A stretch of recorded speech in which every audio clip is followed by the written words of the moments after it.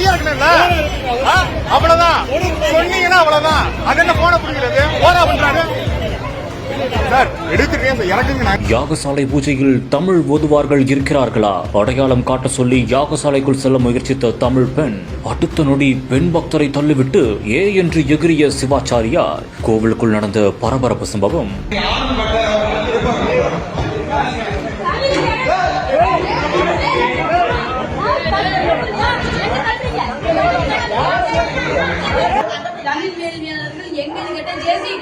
ஜேசி கேட்டா நீங்க யாருக்கு பாருங்கிறாங்க. கேட்டா நாங்க ஓதுவார் வச்சு ஓதுவார்